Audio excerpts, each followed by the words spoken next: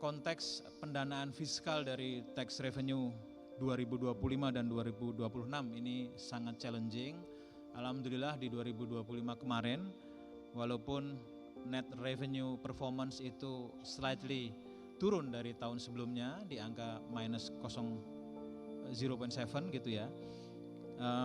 Kita insya Allah di tahun 2026 kita membutuhkan pertumbuhan sekitar 440,1 triliun. Kami sudah menyiapkan strategi 2026 ini tax buoyancy.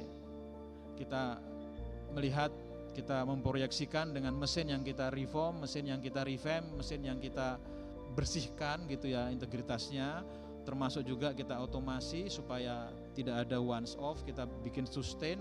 Mudah-mudahan kita bisa meningkatkan rasio perpajakan terhadap PDB dan juga tax buoyancy yang selama ini cenderung stagnan.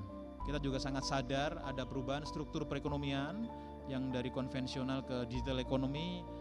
Kalau bisa saya sampaikan ada sekitar mungkin 240 platform perdagangan melalui sistem elektronik yang sudah terdaftar, sudah kita berikan hak untuk memotong dan memungut pajak dengan revenue performance sekitar 8 sampai 9 triliun per tahun.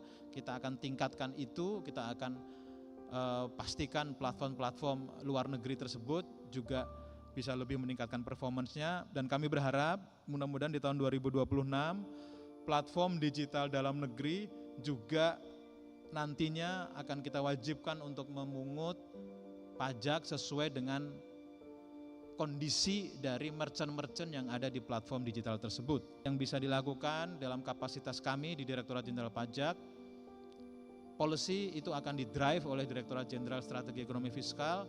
Kami mengimplementasikan strategi operasionalisasi di dalam policy Direktorat Jenderal Pajak.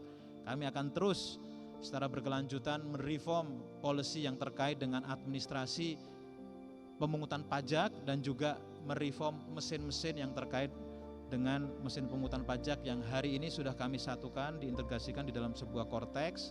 Dan selain itu juga manusia-manusianya akan kami bikin lebih berintegritas, kami bikin lebih profesional, lebih cakap, lebih kompeten, dan juga lebih advance terhadap pengetahuan-pengetahuan yang mengiringi dengan perkembangan bisnis dan investasi. Kami terus melakukan kerjasama penggalian potensi dengan mitra kementerian lembaga, dengan mitra bisnis juga.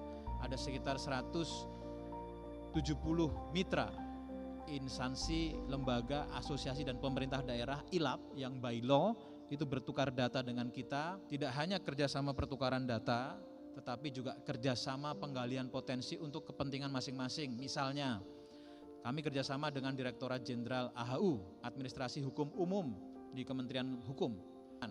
Mereka mempunyai banyak sekali IQ, performance indicator yang terkait dengan pembuatan database beneficial ownership. Kita kerjasama untuk menyempurnakan database beneficiary ownership mereka. Dalam waktu yang simultan kita juga meningkatkan kapasitas deteksi terhadap irregularities yang terkait dengan corporate action.